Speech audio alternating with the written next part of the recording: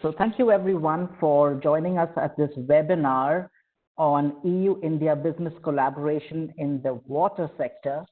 I also manage the business support to the EU-India Policy Dialogues project, and that's the reason why I am here today and have been invited. I would like to thank the organizer SECPHO for inviting me to speak here today. Over the next 10 minutes, I would like to cover a few points.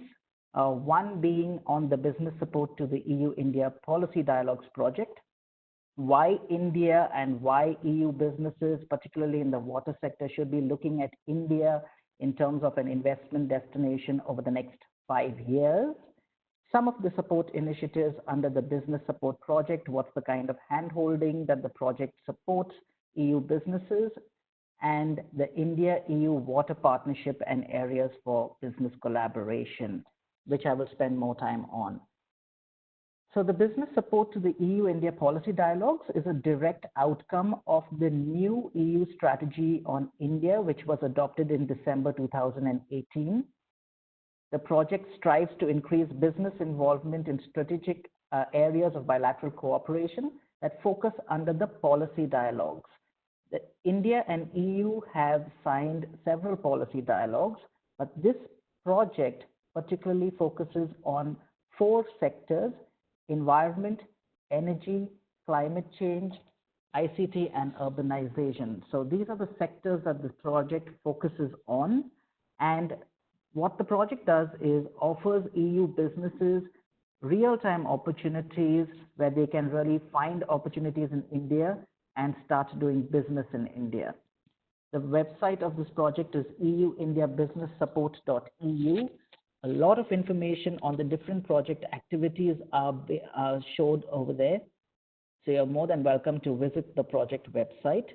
And this project consists of 3 partners: GFA Consulting Group, which is based in Hamburg; EBTC, which is the European Business and Technology Center, which is based in India; and Euro Chambers, which is the Association of Chambers of Commerce, which is based in Brussels. I work for EBTC and I'm based out of the Euro Chambers office in Brussels. The project is also a 3.8 million euro project and is a 3-year project. We launched the project in 2019 in the month of February, and it will run till 2022 January. So why India, and why should EU companies be focusing on India over the next 5 years? In terms of GDP, India is a $2.7 trillion economy as we speak. But in the next 5 years, in 2025, the government of India wishes to have India be a $5 trillion economy. So it's investing a lot in infrastructure, investing a lot of budget into inviting European companies and international companies to come and creating that level playing field for them and creating that ecosystem for investment into India. India is also the 3rd largest economy in terms of GDP, in terms of purchasing power parity. In terms of population, we are expected to be a 1.5 billion population by 2025. As of now, India is 1.3 billion people in 2019, with a medium middle age or a medium age of 29 years. So we have a very young population in India, and we have a huge population in India. We are also the 3rd largest consumer economy, and we will be pegged to be the 3rd largest economy, consumer economy by 2025. In terms of startups, I know there are a lot of startups attending this webinar as well. We are the 2nd largest startup ecosystem with 26 unicorns. And in terms of ease of doing business, India ranks 63rd amongst 190 nations. It has come a long way in terms of ease of doing business. Some of the initiatives under the business support project is the EU Excellence in India. It's a task force or a working group of EU champions that come together that focus on climate change and sustainability across their value chains.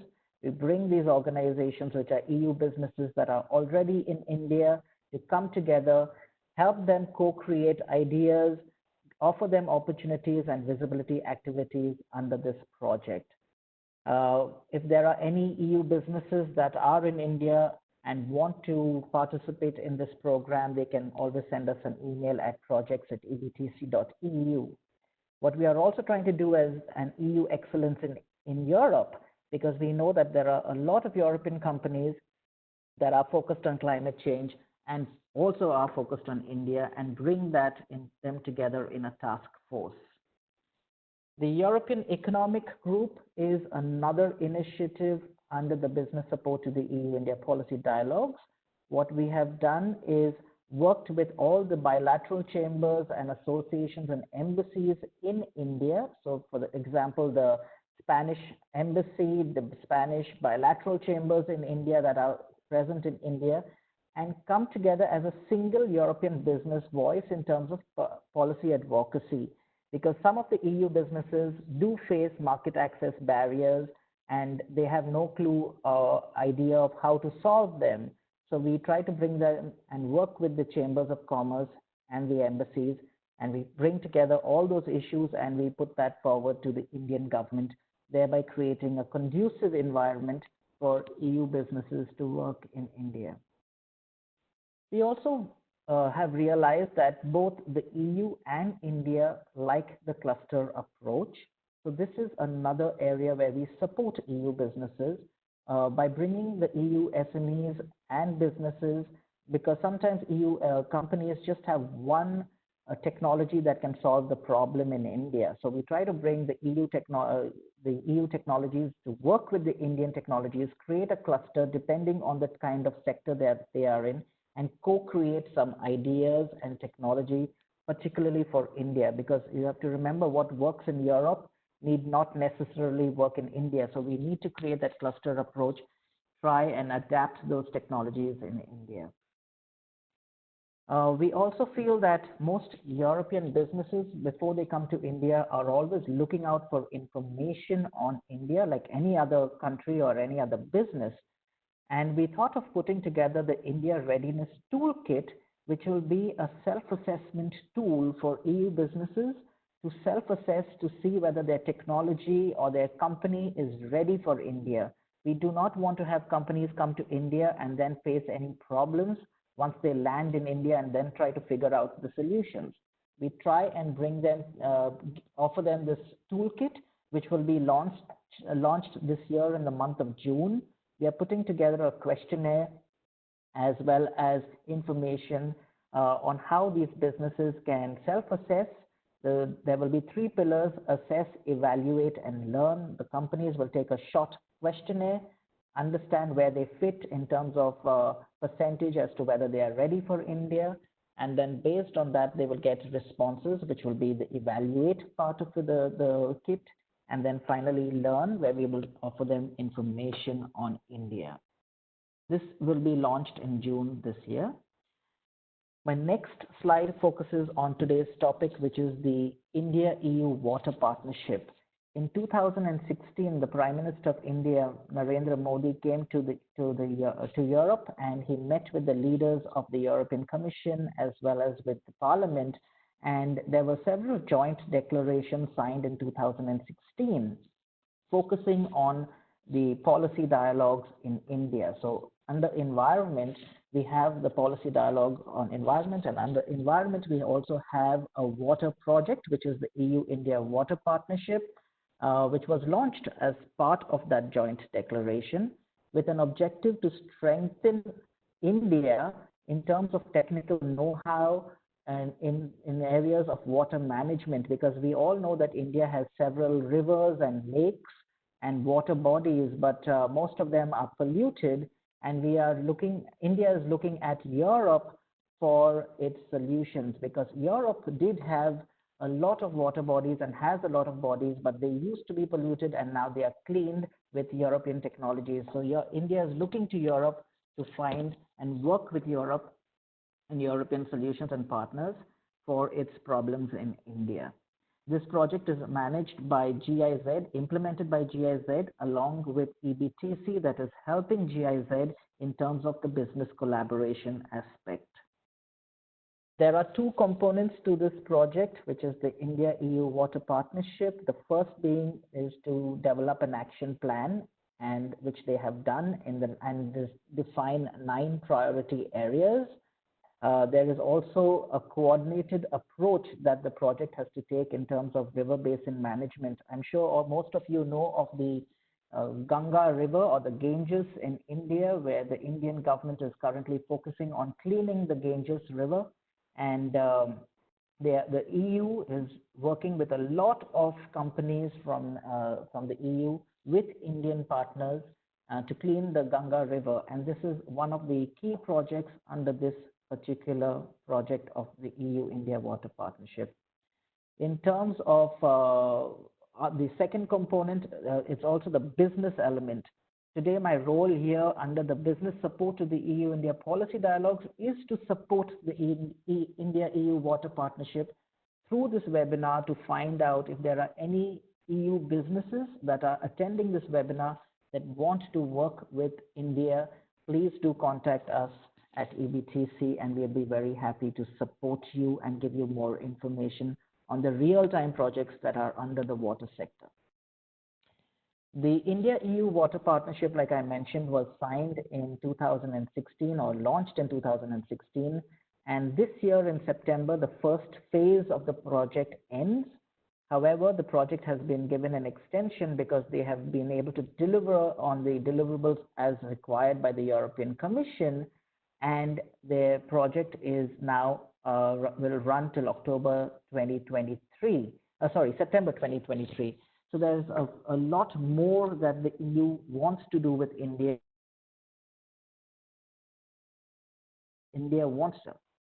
In terms of business involvement and projects, EBTC works very closely with GIZ in identifying the business opportunities for EU companies in India, as well as the EU, as well as what we try to do is look at a demand approach. We try and work with the Indian government, find out where are the pain points in India in the water sector, and then approach the EU businesses to see if there are solutions. So we have that demand approach in terms of this project. We also inform and create strategic entry points for EU businesses in the Indian water sector, whether it is the cleaning of the rivers or whether it's cleaning of the lakes, or even we have creeks in India that need to be cleaned, and EU solutions can solve those problems. We also make available innovative technical know-how to the Indian government in terms of river basin management, which is one of the key areas of this project, as I mentioned before.